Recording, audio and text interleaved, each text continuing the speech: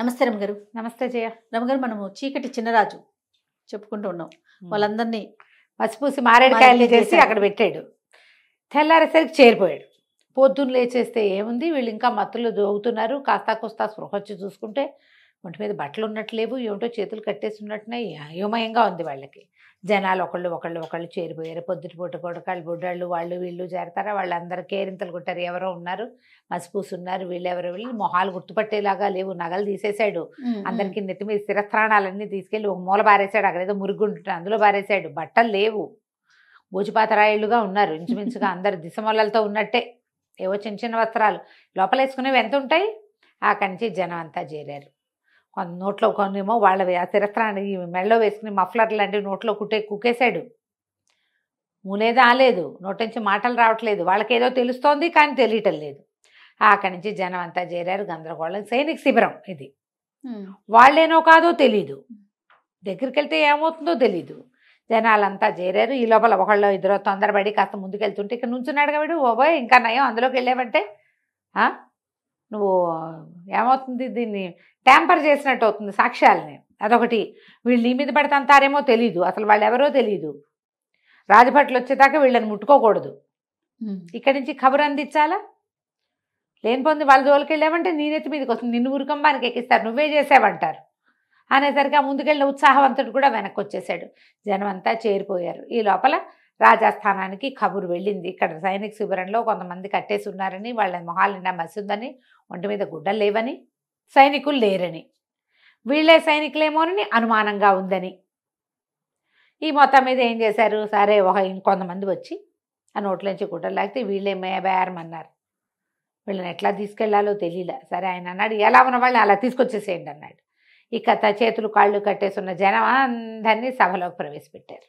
పెడితే ఏముంది, గోచిపత్రాయిళ్ళు మొహాల నిండా ఒంటి నిండా మసి, వీపుల మీదేమో చీకటి చిన్నరాజు రాస్తుంది అని రాసేసింది. ఇక దాంతో నేను అన్నాడు, ఎవరో చేశారు ఇది కావాలని. ఏం తాగారు అనేది వీళ్ళు చెప్పలేకపోయారు. వీళ్ళు ఏం చేశారు, ఎవడో ఒకడు ఏదో తెచ్చాడు, అవి తాగామని చెప్పల. వాడెవడో ఒక పల్లెటూరు వాడు వచ్చాడని, తమ మొహాల మీద ఏదో విసిరాడని, దానివల్ల తమ స్పృహ తప్పి పడిపోయామని వాడు ఇది చేశాడని చెప్పారు. వాడు చెరుకు రసం తెచ్చాడు, మేము తాగాము, వాడిని మ్యాన్పులేట్ చేద్దాం అనుకున్నాం, వాడు మమ్మల్ని మ్యాన్పులేట్ చేశాడు. అలా నిజాలు ఎవరు చెప్తారు? అదే కదా. ఎవడో ఒక పల్లెటూరి వాడు అన్నది మాత్రం జనంలోకి వెళ్ళింది. పల్లెటూరు వేషంలో ఉన్నాడు వాడు. అక్కడి నుంచి ఈయన అన్నాడు, సరే కాపలా పెంచండి, పల్లెటూరు వేషాల్లో పై ఊళ్ళ నుంచి వచ్చిన వాడు ఎవరైనా ఉన్నారేమో కనుక్కోండి, ఏ సత్రాల్లో మనుషులు ఎవరు దిగారో చూడండి అన్నారు. ఆ ఆజ్ఞలు వెళ్ళిపోయినాయి బయటికి. వీళ్ళనేమో నిలబెట్టారు. కాళ్ళు చేతులన్నీ కట్లన్నీ ఊడదీసేసరికి వీళ్ళని ఏం చేద్దామండి అంటే, వీళ్ళెందుకు బెతవలు, వాడు ఎవడికో దొరికిపోయారు, చంపేయండి వీళ్ళని అన్నాడు. అనేసరికి ఆశ్చర్యపోయారు అధికారులంతా. ఏమిటి, ఒక 15 మంది మత్తుకి లొంగి దొరికిపోతే వాళ్ళని చంపేస్తారా? మహా అయితే సస్పెండ్ చేస్తారు, అంతేనా? అసలు జరిగింది ఏమిటి అనేది చెప్పవలసింది వాళ్ళు. వాళ్ళు చెప్పింది నువ్వు నమ్మేవో నమ్మలేదో. వాళ్ళు ఉంటే వాడిని ఎవరినో గుర్తుపడతారు కనీసం. అది కూడా చేయకుండా ఇంతమందిని, ఒక అధికారిని 15 మంది భటుల్ని చంపేయటం అంటే ఉరిదీసేయండి అందరినీ అన్నాడు. మొత్తం రాజస్థాన్లో ఉన్న వాళ్ళందరికీ కష్టం వచ్చింది. ఒట్టి పుణ్యానికి వాడేం చేయలా, వాడెవడో చేసింది ఒట్టిగా కట్టేసి వెళ్ళాడు. వీడికి రాజరికం తెలుసా? వీడికి రాజులు ఇట్లాంటి శిక్షలా వేస్తారు? ఈ 15 మందికి ఒక్కొక్కడికి ఒక్కో పటాలాన్నిచ్చి ఊరంతా వెతకండి మీరు గుర్తుపడతారు కదా అనాలి. అది కూడా అంటల్లా వాడు. మా పరువు తీశారు కాబట్టి వీళ్ళని చంపేయాలంటాడు. పరువు తీసి వాడెవడికో దొరికారు. మొత్తం ఆస్థానం అంతా ఎదురు తిరిగిపోయింది రాజవర్మకి. అందరికీ మంట వచ్చింది. కానీ ఏమంటే వీడు ఏం చేస్తాడు. అవును. అక్కడి నుంచి అంతఃపురానికి వెళ్ళాడు. వెళ్ళేసరికల్లా చెల్లెలకి చెప్పాడు, ఎవడో చీకటి చిన్నరాజు అని ఒకడు తయారయ్యాడు కొత్తగా, విప్లవకారుడు, సైనికులందరికీ మసిపూసి చేశాడంటే ఈవిడేమంది, నువ్వేమిటి ఊళ్ళో తిరుగుతావు, నువ్వు రాజుగారికి ఎవరు ఫర్గా ఉన్నారో నీకెవరు ఫర్ అవుతున్నారో చూసుకోవా, నేను అంతఃపురంలో ఉండేదాన్ని, ఇంకా బాగా చూసుకోవాలి. వీరవర్మ అని ఒకడు ఉండేవాడు, రాజుకి కుడిభుజంగా ఉండేవాడు, మన మహారాణిని వెడలంపేశాక కూడా రాజుగారి చుట్టూ తిరిగేవాడు. అతనికి మనం ఈయన్ని అంతఃపురంలో బంధించేసామని చాలా మంటగా ఉంది. వాడెవరినైనా చేశాడేమో, ఇట్లా ఏర్పాటు చేశాడేమో, ఎవరైనా అతనే చేశాడేమో ఈ పని, ముందు అతన్ని బంధించు, అతన్ని చెరసాల్లో వేయి, భయపడతారు జనం. ఇప్పుడు అతని దీంట్లో అంటే అతను తర్ఫీదు చేసి ఎవరినైనా ఈ పని చేయిస్తుంటే పెద్దవాడిని బంధించామనుకో, చిన్నవాళ్ళు ఏం చేస్తారు, సైలెంట్గా ఉండిపోతారు. అవును. అనేసరికల్లా వీరవర్మని బంధించారు. జనాలంతా ఆశ్చర్యపోయారు, ఎందుకు బంధించారు? ఈ వీరవర్మ అరెస్ట్ కూడా ఏం రహస్యంగా జరగల, ఓకే, ఓపెన్గానే జరిగింది. ఊళ్ళో తిరుగుతున్న వినయపాలుడికి వీరవర్మని బంధించారని తెలిసిపోయింది. తెలియంగానే ఇతను ఏం చేశాడు, అక్కడికి ఒక పావురాయి టపా మీద పారాయణ స్వామివారికి కబురు పంపించాడు, వీరవర్మని బంధించారు, ఏం చేయను అని. చెరసాలలోకి రెండో పక్క నుంచి ప్రవేశించచ్చు, వీరవర్మని విడిపించు, వీరవర్మ మనవాడు అని కాగితం వచ్చింది. ఇతను ఏం చేశాడు, చెరసాల బయట నుంచి చూడడానికి అది చాలా పెద్దది, దానికి వెనకాల భాగంలో ఒక నది ఉంది. ఆ నది నిండా మొసళ్ళు ఉన్నాయి. ఆ మొసళ్ళు ఏంటంటే కొంత సమయం ఇట్లా పైకి వచ్చి విశ్రాంతి తీసుకుంటాయి. ఆ విశ్రాంతి తీసుకునే సమయంలో వెళ్ళగలిగితే ఒక రకం, ఎట్లా వెళ్ళాలి, ఏం చేశాడు, మాంసం కొనుక్కున్నాడు. బోల్డనే మాంసం ముద్దలు ఒక సంచిలో వేసుకుని సాయంకాలం దాకా ఆగి చీకటి పడేదాకా రాత్రి వేళ ఇక నది దాటడానికి ప్రయత్నం మొదలుపెట్టాడు. మాంసం ఉంది, ఒకవేళ మొసళ్ళు వస్తే ఒక మాంసం ముక్కేసి తప్పించుకోవచ్చు. అడి తిరిగి మొత్తానికి చెరసాల వెనక భాగంలో చేరాడు. వెనక భాగంలో చేరితే అక్కడ ఏం చేశాడు, తన దగ్గర ఒక చిన్న సాధనం ఉంది. రాత్రి ఇదంతా ఈదుకుని వెళ్ళేసరికి అలసిపోయాడు. బాగా రాత్రి అయ్యేసరికి పడుకుని నిద్రపోయాడు. అక్కడి నుంచి ఏం చేశాడు, అర్ధరాత్రికి 1 గంట 2 గంటలకు మెలకు వచ్చాక చిన్న ఇంత ఇనప సాధనం తెచ్చాడు. ఈ నది నీటికి వెనకాల భాగాలు నానిపోయి ఉంటాయి, కదలకపోతే ఏమీ కదలవు, కానీ దెబ్బ కొడితే కదులుతాయి. ఓకే, ఏం చేశాడు, అంత కొట్టి పెద్దదే దాంట్లోకి ప్రవేశించాడు. ఇతను ఎక్కడున్నాడో తెలియదు. వెళ్ళి చూస్తే ఎవరి దారిని వాళ్ళు నిద్రపోతున్నారు. దానికి చెరసాల మీద అతను కనుక్కున్నది ఏంటంటే, లోపల నుంచి బయటకు వచ్చే మార్గాలు లేవు కాబట్టి లోపల పెద్ద కాపలా ఉండదు, అక్కడోడు ఉంటారు. లోపల నుంచి బయటికి రావడానికి ఒకే ఒక పెద్ద దారి ఉంది, పెద్ద దారిలో 100 మంది ఉంటారు. రెండో దారి ఈ నది. నదిలోకి ఎవడెళ్తాడు, చాలా ఎత్తు, దాని నిండా నీళ్లు, దాని నిండా మొసళ్ళు, కాబట్టి ఎవడు ఆ వైపు ప్రయత్నం చేయడు. ఎట్లా తప్పించుకోవాలి అనేదంతా చూసి ఏం చేస్తాడు, లోపలికి వెళ్ళిన తర్వాత ఒక ఖైదీ ఎవరో ఒక అతను ఇట్లా బయట చట్టాలాగా ఉంటే అక్కడ పడుకుని ఉంటాడు. ఆ పక్కన చేరాడు. అన్న వీరవర్మని బంధించారంటగా, ఏం చేస్తారంటే, ఏముంది చేస్తారా, పట్టుతాడేసి ఊరేస్తారు రేపొద్దున అంతే.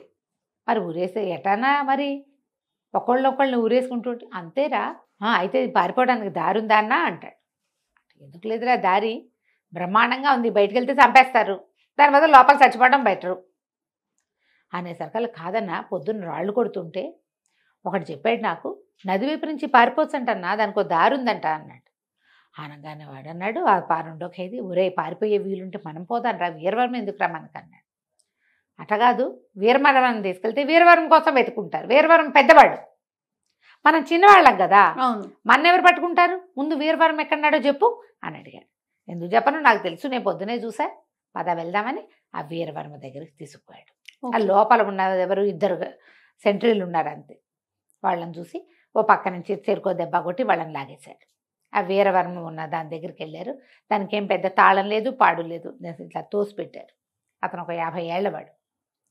అక్కడికి వెళ్ళి, నేను తప్పించడానికి వచ్చాము అనేసరికల్లా, మీరెవరు, నేను ఎందుకు బయటకు తీసుకెళ్ళి నన్ను చంపేస్తారన్నాడు. చంపేమో, మేము పారిపోవటానికే వచ్చామని చెప్పి తీసుకొస్తారు బయటికి. తీసుకొచ్చి ముగ్గురు కలిసి ఆ దారి గుండా వెళ్ళిపోతారు బయటికి. అప్పుడు వీరవర్మని అడుగుతాడు, నదిలో మొసళ్ళు ఉన్నాయన్నారు, నాకు ఒక్క మొసలు కూడా కనపడలేదు, వీటికి ఈ నదికి ఇంకో దారి ఉందా? ఆయన పక్కపక్క నవ్వే, లేదు, నదిలో అసలు ఒక్క మొసలు కూడా లేదు, సైనికులే ఒకళ్ళిద్దరిని చంపేసి మొసళ్ళు లాక్కుపోయినాయని ఊర్లో ప్రథ పుట్టించారు. మొసళ్ళు లేవని తెలిస్తే ఎవడో ఒకడు ప్రాణాలకు తెగించి వచ్చేస్తాడు, మొసళ్ళు ఉన్నాయంటే రారు కదా, భయపడతారుగా. అందుకని మేమేరు చేసిన ఏర్పాటే, రాజుగారు చేసిన ఏర్పాటే ఇది, మొసళ్ళు ఏమీ లేవంటే ఈదుకుంటూ ముగ్గురు బయటికి వెళ్ళిపోయారు. తెల్లవారుజాముకి వీళ్ళు దాటేటప్పుడు, కంతలోంచి దాటేటప్పుడు ఏం చేశారు, వాళ్ళు మొదట పెట్టిన కంత ఎంత, మన చీకటి చిన్నరాజు రావడానికి వినయపాలుడు వచ్చే కంత, ముగ్గురు వెళ్ళడం కోసం చుట్టూతా అంచులన్నీ పగలగొట్టారు. తెల్లవారుజామునే ఒకడెవడో బాత్రూమ్కి వెళ్ళటం కోసం లేచి, అప్పుడు కొంచెం వెన్నెల బాగా ఉంది, వెలుగు, ఎండాకాలపు దగ్గర రోజులు, తొందరగా వెలుతురు వచ్చేసి ఆ కంత కనపడింది వాడికి. కనపడ్డం ఏమిటి సెంట్రీల కోసం చూస్తే లోపల ఉన్న సెంట్రీలు చాలా తక్కువ మంది ఉన్నారు సైనికులు. వీడు ఒకళ్ళు అందరినీ లేపొచ్చేసి అరే ఇటు నుంచి పారిపోవచ్చురా, నదిలో పడిపోతే పోతాం, పోని మొసళ్ళు ఉన్నాయి, ఒకళ్ళనో ఇద్దరినో లాక్కుపోతాయి, మిగిలిన వాళ్ళంతా బతికేస్తాం కదా అని చెప్పేసి మొత్తం లోపల ఉన్న ఖైదీలు అందరూ బయటకు వచ్చేసారు. వీరవర్మే బయటకు వచ్చిన సంగతి తెలీదు, ఖైదీలందరూ పోయారు కదా, అంతా బయటకు వచ్చేసారు. వీళ్ళు ఇదంతా ఈదుకుంటూ అడవి దారి పట్టారు. అతనికి ఈ కుర్రాన్ని చూసినప్పటి నుంచి అనుమానంగా ఉంది, వీడిని ఎక్కడో చూసినట్టుంది పిల్లని అని. అక్కడికి తీసుకెళ్ళాడు, అడవికి తీసుకెళ్తే అడవి మొదటి విభాగంలోనే పారాయణ స్వామివారు చిన్న కుటీరం నిర్మించుకుని మణిమాలాదేవితో సహా అక్కడే ఉన్నాడు. అందులోకి వెళ్ళేసరికల్లా ఆయన చూసి దండం పెట్టాడు, ఈ కుర్రాడు నన్ను రక్షించాడండి అంటే, కుర్రాడు కాదు నిన్ను రక్షించింది, నిన్ను రక్షించిన కారణం ఇంకొకటి ఉందని అమ్మాయి అని పిలవగానే ఆవిడ లోపల నుంచి వచ్చింది. ఆవిడ చూసేసరికల్లా గంటపేడు, అమ్మ బతికే ఉన్నారా తల్లి, సంతానం కలిగిందా మీకు, ఎట్లా ఉన్నారు ఇంతకాలం అని అడిగితే, నాకు కలిగిన సంతానమే నిన్ను తీసుకొచ్చిందిరా నాయన అని చెప్పి, ఇగో పిల్లవాడు ఈయనే యువరాజు అని చెప్పేసి చాలా సంతోషించాడు. రాజుని బంధించారు. అయితే మనం రాజుని బయటికి తేడా, నేను బతికే ఉన్నాడు, ఆయన చావల, మరణించలేదు, జీవించే ఉన్నాడు. అంతఃపురంలో ఒక ప్రత్యేకమైన ఇది ఉంది, చెరసాల లాంటిది, అందులో ఉన్నాడు. నేను ప్రజల్ని పట్టుకోగలుగుతాను, ప్రజలంతా కూడా రాజే కావాలని కోరుకుంటున్నారు, రాజవర్మ పద్ధతులు మంచివి కాదు, మన సొంత సైనికులకి మనం శిక్షలు వేయకూడదు, ఎప్పుడు శిక్ష ఇంగానే మన మీద వ్యతిరేకత వచ్చేస్తుంది. అతను అట్లాంటివి ఎన్ని చేశాడు, మొత్తం రాజ్యాన్ని చేజెక్కించుకున్నాడు. మనం ముందు రాజుని గనక తప్పిస్తే అప్పుడు ఏ పనైనా చేయొచ్చు. రాజుని తప్పించటం ఎలా, రాజుని తప్పించాలంటే సులువైన మార్గం ఏంటంటే మంత్రి కులశేఖరుణ్ణి పట్టుకోవడం. కులశేఖరుడి మీద కూడా కొంత తేడా వస్తుంది, ఇంకా కొద్ది రోజుల్లో కులశేఖరుని కూడా తప్పిస్తారు. రాజ్యం ఆనుపాను తెలియటం కోసం వీళ్ళని ఉంచాడు. అదంతా మొత్తం రాచరిక పట్టంతా వచ్చిందంటే కులశేఖరుని కూడా తప్పించేస్తారు. కానీ ఈ అంతఃపురంలో ఏ ఏ ప్రాంతాలకి ఎలా వెళ్ళాలి అనేది, ఎట్నుంచి బయటికి రావాలనేది కులశేఖరుడికి తెలుసు అని, నువ్వు కులశేఖరుడి దగ్గరికి వెళ్ళు అని చెప్పి వీరవర్మ వీళ్ళతో పాటు అడవిలో ఉండిపోయాడు. రకరకాల ఉత్తరాలు రాసిచ్చాడు.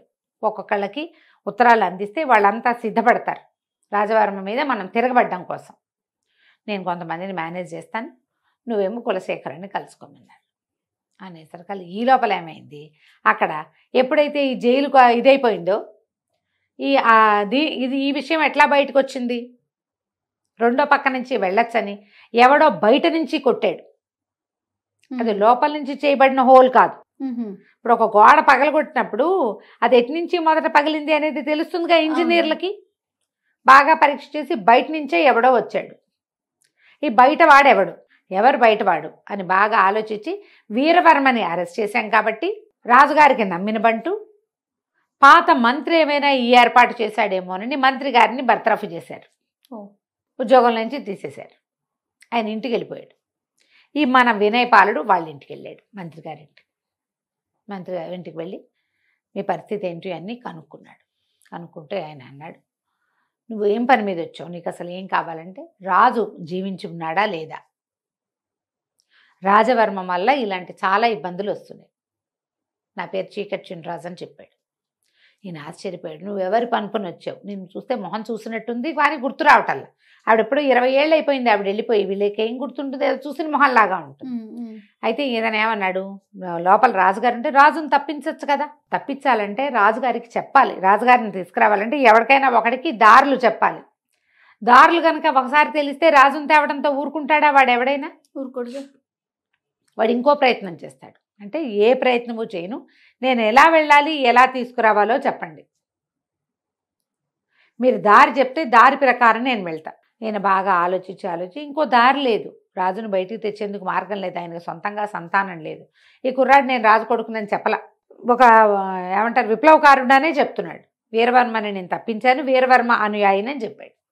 నీ దగ్గరికి వీరవర్మే పంపించాడు, వీరవర్మ తప్పించుకున్నాడు, ఇదంతా తెలిసిన కథే కదా. అందుకని ఈయనేం చెప్పాడంటే దీనికి ఒక మార్గం ఉంది, ఈ అంతఃపురంలోకి రోజు విడిచి రోజు నీళ్లు వదిలిపెడతారు నదిలో నుంచి, అక్కడ ఒక పెద్ద ఇనప గేట్ ఉంటుంది, 10-15 మంది సైనికులు కాపలా ఉంటారు. ఆ గేట్లో నుంచి పిట్టను కూడా లోపలికి పోనివ్వరు, గేట్లు ఎత్తుతారు, ఇనప గేట్లు. ఇప్పుడు మన ఈ ఆనకట్టలకి ఎత్తుతారుగా రిజర్వాయర్లకి, ఆ ఇనప గేట్ ఎత్తినప్పుడు లోపలికి నీళ్లు వెళ్ళిపోతాయి, లోపల ఒక కొలను, తర్వాత వంట ఇంటి అవసరాలకి మొత్తం కావాల్సిన నీరంతా లోపలికి వెళ్ళి అవి నిండిపోగానే దారి మూసేస్తారు. రోజు లేదా 2 రోజులకు ఒకసారి ఆ దారి నుంచి చేపను కూడా రానివ్వరు. జల్లెళ్ళు ఉంటాయి, జల్లెడ ఉంటుంది, మనుషులు ఉంటారు. అదొక్కటే దారి లోపలికి వెళ్ళటానికి. ఆ దారి గుండా వెళ్ళొచ్చు. అక్కడి నుంచి ఒక ఇది గీసిస్తాడు అంటాడు, ప్రత్యేకంగా ఒక ప్లాన్ గీసిస్తాడు. రాజు ఫలానా చోట ఉంటాడు, నువ్వు ఈ దారి గుండా ఇలా వెళ్ళి ఇట్లా వెళ్ళి అక్కడికి వెళ్ళి ఆయన్ని తీసుకురావాలి. తీసుకొచ్చాక ఆయన్ని బయటికి తేవడానికి ఒక ప్రత్యేక మార్గం ఉంది. మార్గం మూసేయాలి మళ్ళీ. ఒక్కసారి ఆ మార్గం రాజవర్మ కానీ ఒక్క సైనికుడికి తెలిసినా కష్టం. ఇది కేవలం ఆనుచారంగా రాజుకి మంత్రికి మాత్రమే తెలుస్తుంది. సంతానం కలిగాక రాణిగారికి చెప్పేవాళ్ళం. సంతానం ఇక్కడ కలగల అంచేత రాణిగారికి తెలియదు. రహస్య మార్గాలు ఉన్నాయని తెలుసు ఆవిడికి, కానీ ఎక్కడి నుంచి ఎటు అనేది ఆవిడకి తెలియదు. మా తండ్రి ఈ రాజ్యానికి మంత్రిగా ఉండటం వల్ల మాకు మాత్రమే తెలుసు, ఎవ్వరికీ చెప్పకూడదు ఓకే అనేసరికల్లా సరే ఒప్పుకున్నాడు. ఇప్పుడు ఎట్లా ఈ నీళ్ళల్లో నుంచి వెళ్ళాలి? సరే ఏం చేయటం మొదలుపెట్టాడు, నదికి ఎగువన ఇప్పుడు ఈ నది నీళ్ళ గుండా ఎట్లా లోపలికి వెళ్ళాలి అనేది ప్లాన్ మొదలుపెట్టుకున్నాడు. ఎలా మన చీకటి చిన్నరాజు అయినటువంటి వినయపాలుడు లోపలికి వెళ్ళాడు, ఏ రకంగా మహారాజుని బయటికి తెచ్చాడో మనం 3వ భాగంలో తెలుసుకుందాం. తప్పకుండా రమ్మ గారు. నమస్తే. నమస్తే.